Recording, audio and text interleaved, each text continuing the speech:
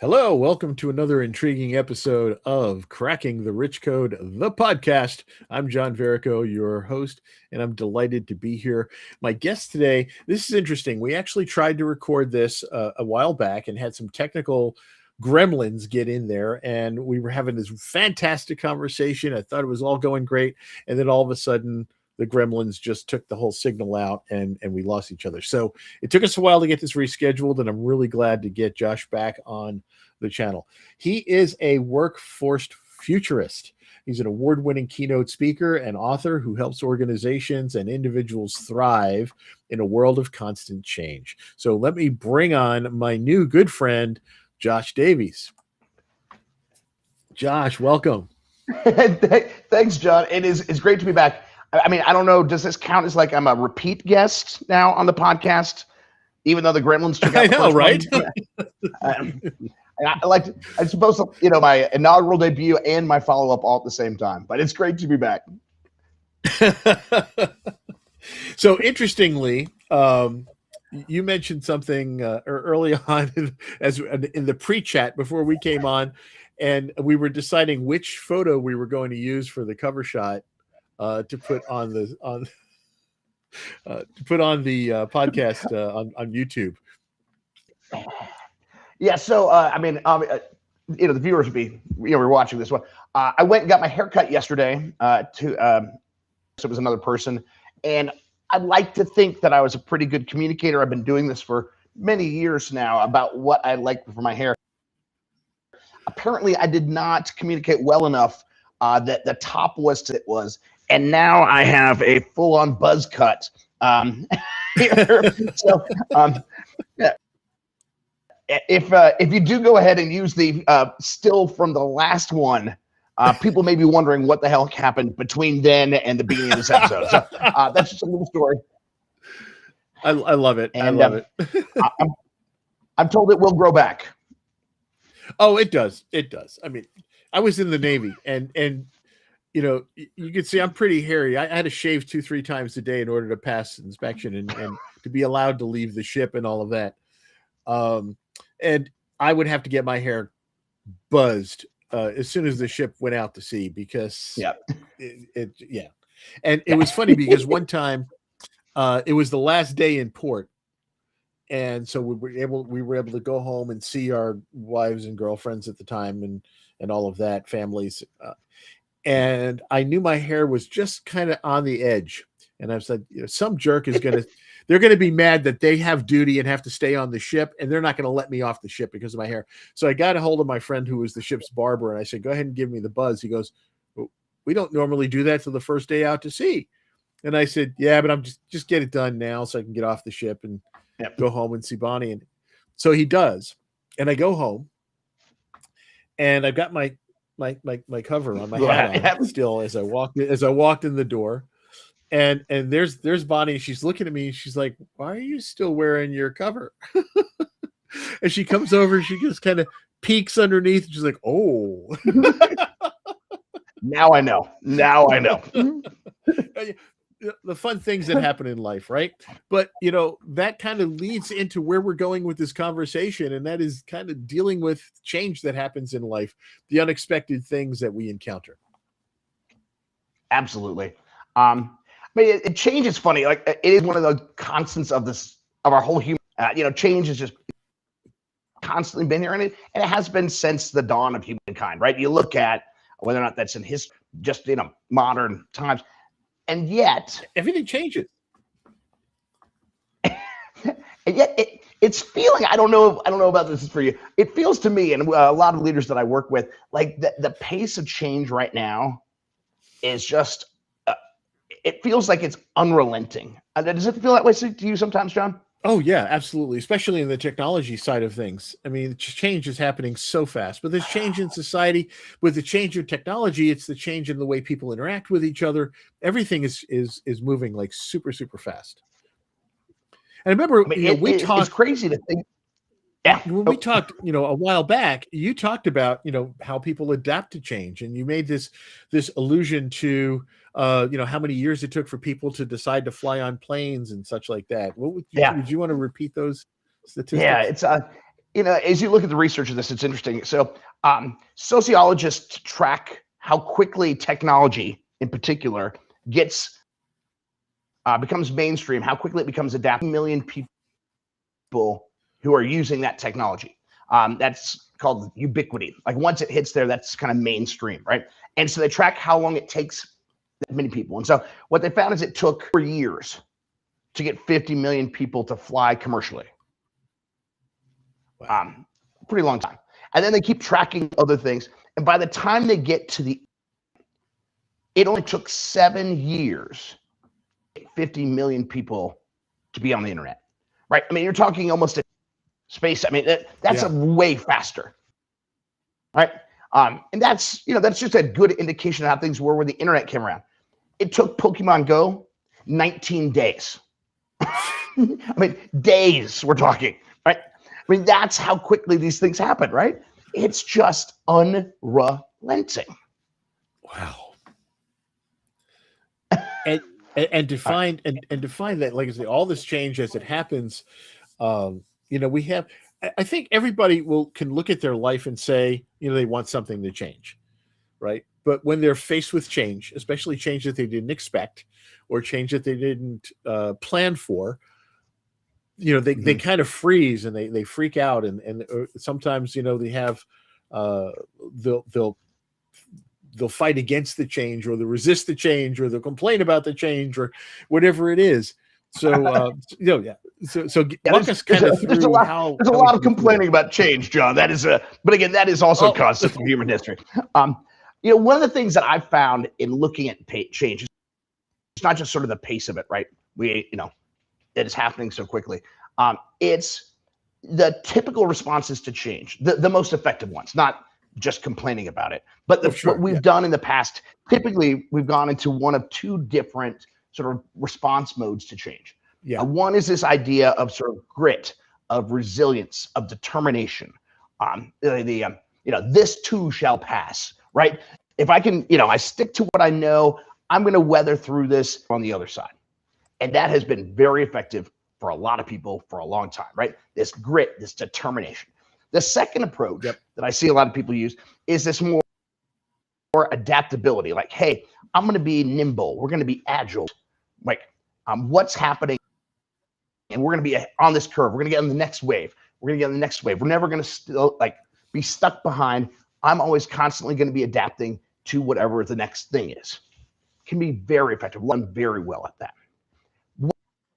What I'm finding, and what both through my research that I've done around this and through coaching, leading, being with leaders, is both of those approaches worked very well when change happened every now and then. Right? When change happened and you had time to kind of get to the next thing. That so much of the change today is almost stacked on top of each other. Yeah. That these two approaches no longer work for us. It's not to say that they won't ever work, but for the most part, what you're finding is that people who stick to those two lanes are just becoming by all the change that's happening. And change happens in a lot of different corridors. I mean, it's not, we've been kind of leaning on the technology side of things, but at the same time, like I was in the military, right? So in the military, you changed every couple of years. You either you moved on to a different organization or a different location, a different command, or you got a new boss, right? The commanding officer would change every couple of years. In life, I'm looking at us, we get new political leaders every couple of years. There's all, companies get bought and sold, and new managers come in, and so we're always facing change. And it's interesting because you get a new boss come in, whatever, and wants to make changes because they don't want to be compared to the old person, so they want to kind of reflavor the soup, so to speak, so that it becomes theirs. Exactly. Sometimes when you're in that position, you want to do the same thing. The challenge is figuring out sort of what to keep and what to switch up. Yep. And that can be a hard sort of piece as well, even if you're the new leader. We see this happen in terms of change, just like social norms. We haven't kind of piece yet, right? Where you look at what used to be sort of common sense or just what people did. Now people don't, whether or not that is for instance, talk about Gen Z and how little they are drinking. This whole sort of culture of socialization and alcohol. Now, where you have 40% or something like 45% somewhere in there of Gen Z who don't drink, don't go out, don't socialize in that way. I mean, wow. You talk about how, from a cultural norm standpoint, just how to adapt. What do you do some different things in there? Then you've got a whole separate piece for people who are the demographers out there who love talking about how demographics change in different pieces. But whether or not that is graying of America, we're seeing more and more folks who are living longer, especially larger births and that. I like that term, the and also graying shrinking of birth rates. It is interesting from a workforce perspective, which is where I'm sort of I live most of my life, is this idea of how long people working and how long do people want to work. What we saw post-pandemic in terms of that is that the workforce participation rates, I don't want to get too like me here, John, but I love it. Keep going. that workforce participation rates for prime age people, that is aged 25 to 55, which is what, that's where we really think of prime working age, has actually increased since the pandemic. That number has gone up. Where it hasn't is in 55 plus. And we're seeing a significant decline in workforce participation under people who are over 55.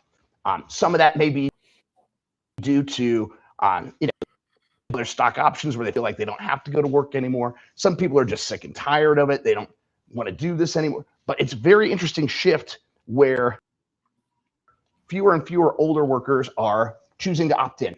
And the reality is we're going to need more workforce at some point. Yeah. Because we just don't have enough people. So and we're losing that expertise. We're losing all of the things that come with that. So there's interesting perspective here, Josh. Let me just ask, because there's two elements here that immediately pop to mind, right? And one is, I know I've heard this from lots of people who are over 50, and they say, nobody wants to hire somebody at my age. And so there's a lot of that. So people at that stage in life, if they do have a transition in some fashion, maybe the company gets bought out, whatever, they find themselves looking for a job. They can't get a job because people don't want to hire older people. The other side of that is, do we have some statistics to show how many people wind up going the entrepreneurial life in later parts of their life? Like case in point. I think you may be looking at two of those people on the screen right now. Exactly.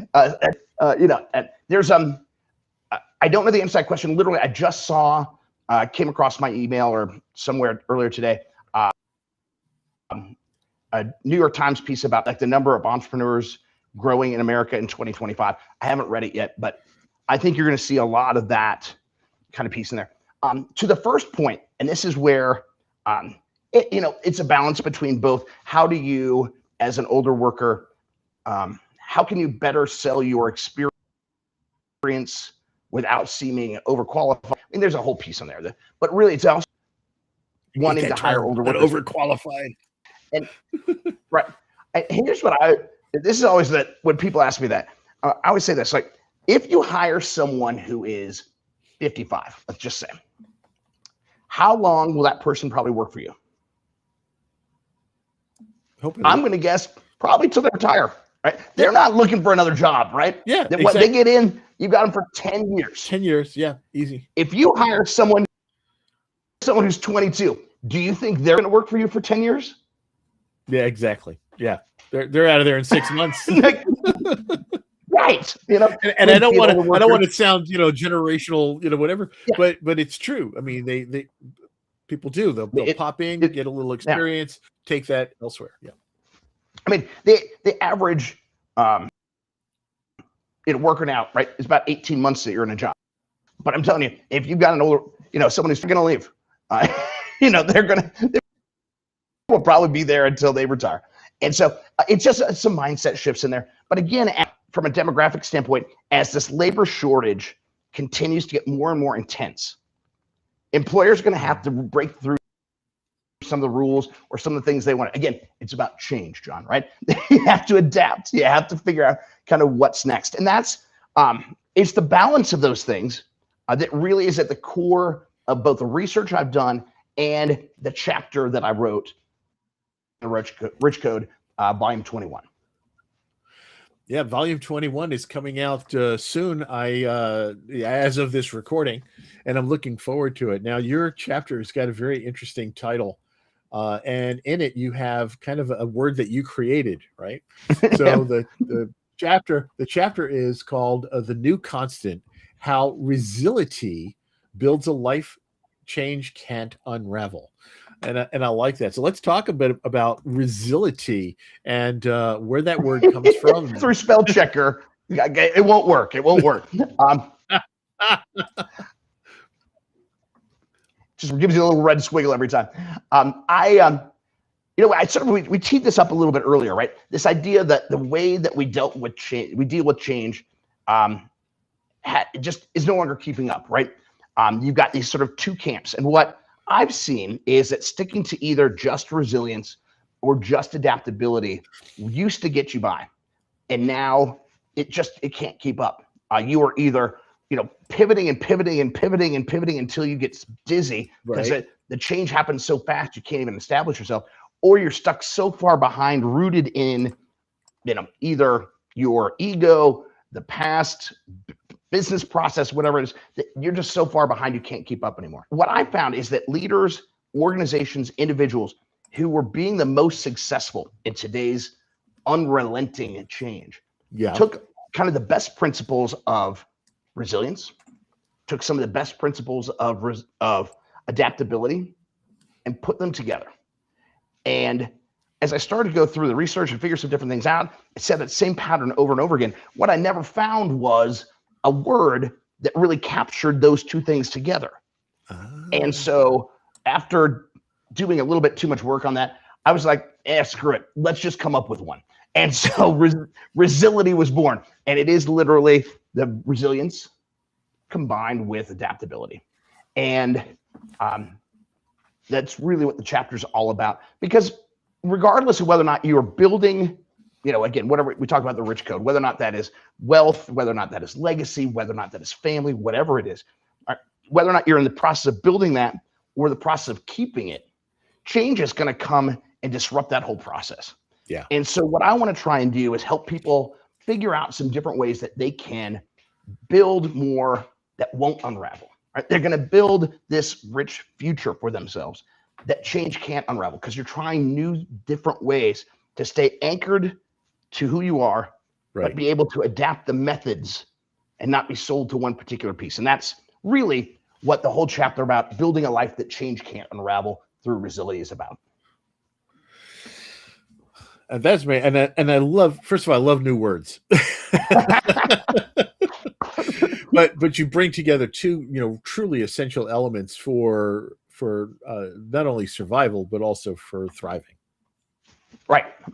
Yeah. Hopefully, if you do it well, it moves beyond simply through, surviving to really being able to thrive through this change. Because here's the thing to remember about change.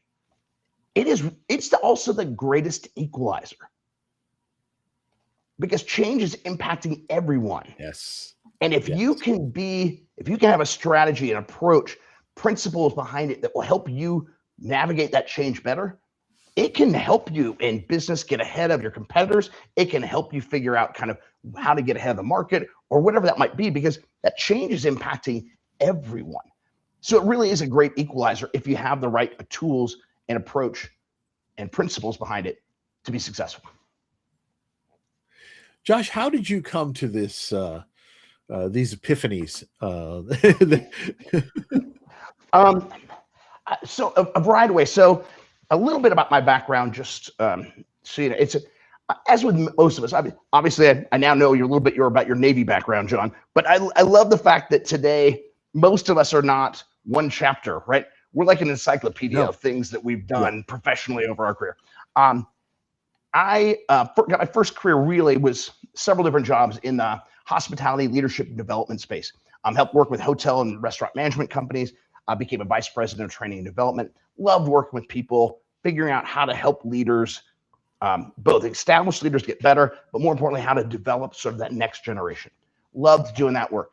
At the same time, my sort of the angel on one side of my shoulder is like, we should really be helping more people.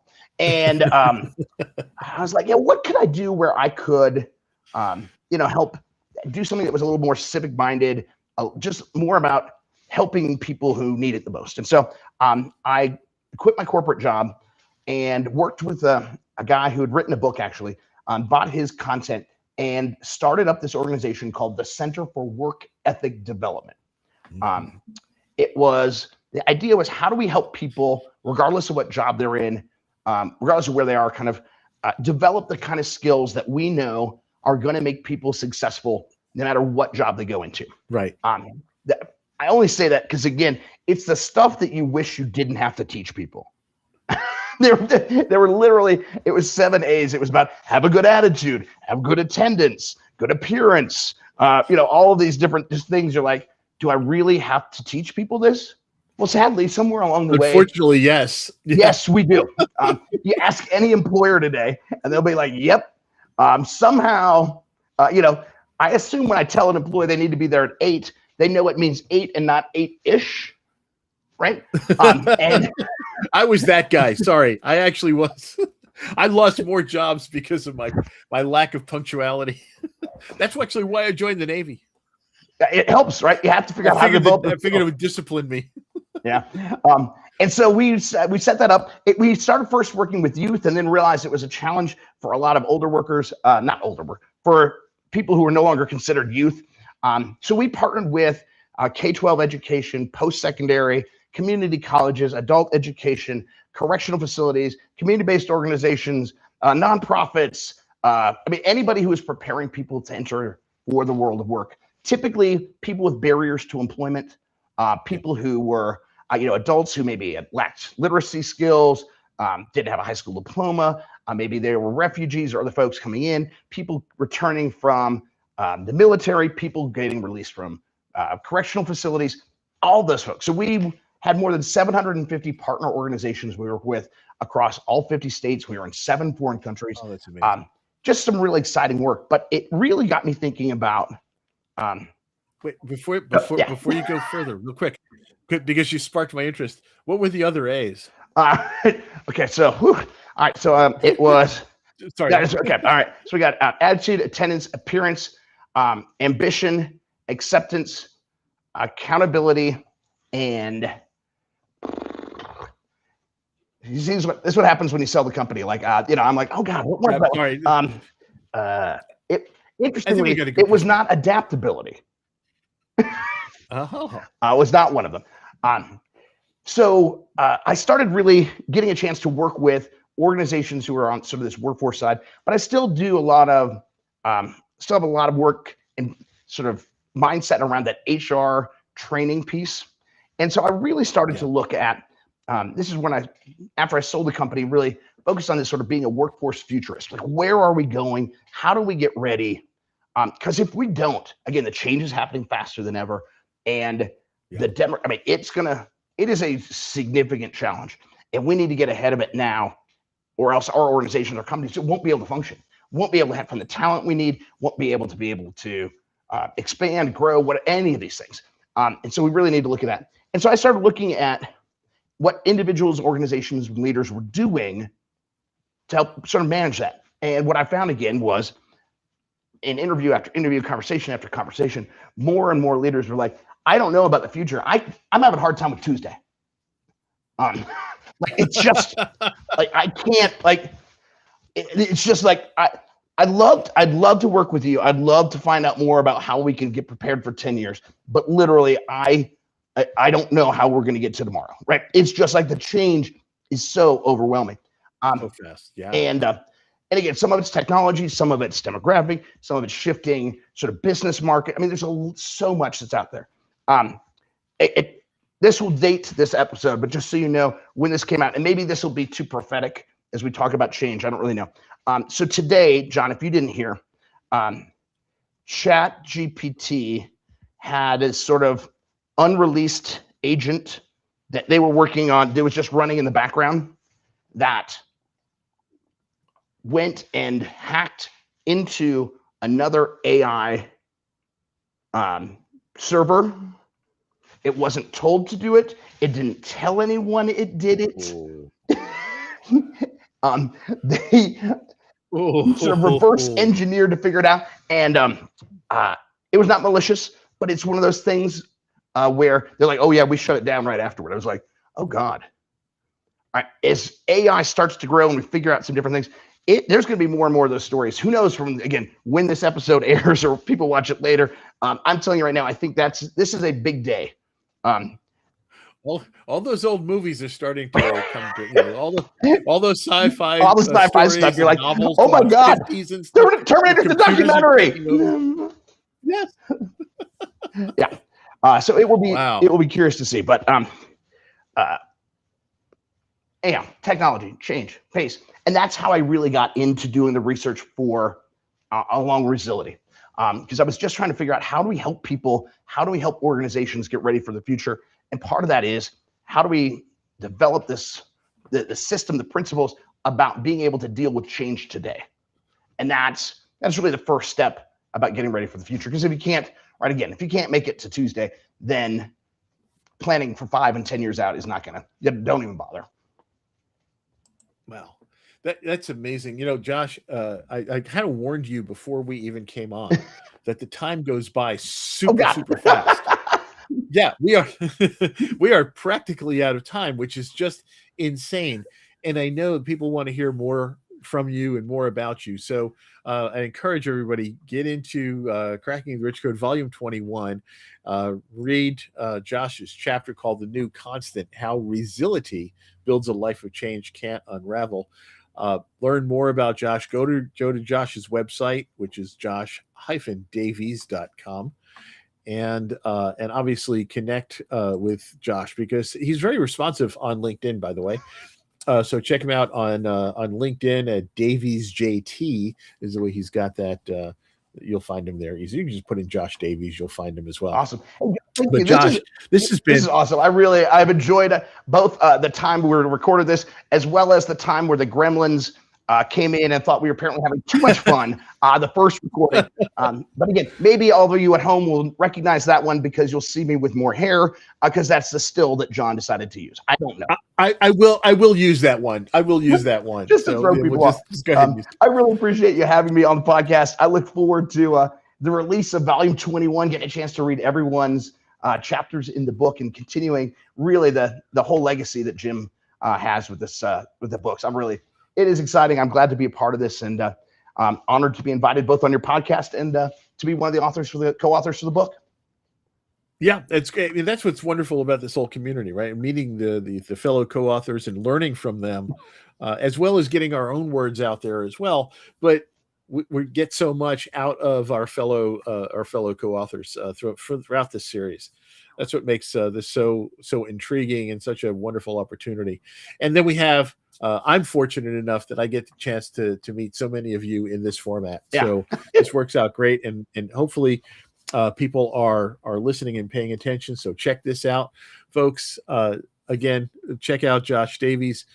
His chapter will be in Volume 21, but learn more about Josh on his website, josh-davies.com, and connect with him on LinkedIn at Davies JT. And Josh, this has been great. I've learned so much. I've taken a zillion notes, by the way. I hope so, because again, change impacts all of us, and so there's lots of little things that we can do along the way. Read the chapters, get some great little nuggets in there. My LinkedIn page has more little stuff, some videos and other things that I put in there just to help people out in this process, because it is an opportunity for all of us to really thrive, or for some people to really fall behind. And I want people to be successful. I want to help build change build a life that change can't unravel, and be able to weather any storm, but not just to survive, like you said, but to thrive, John. So thank you for that. I'm excited to see this when we get done, but thank you again for having me on. And thank you, Josh. Let's live a life with Resility. Let's do it. I love it. Josh, thank you. And folks, stay tuned for